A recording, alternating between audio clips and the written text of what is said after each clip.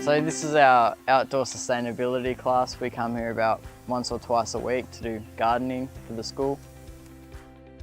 What I like most is getting the hands-on experience, considering we're going so far into the future of technology, not forgetting the past and all the things that we can achieve.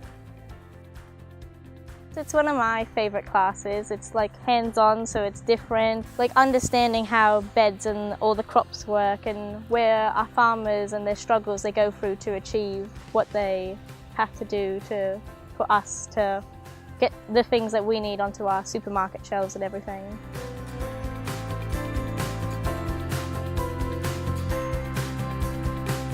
As students at Wodonga Middle Youth College, we're very grateful to have a program like this and to be able to get outdoors and into the environment, yeah.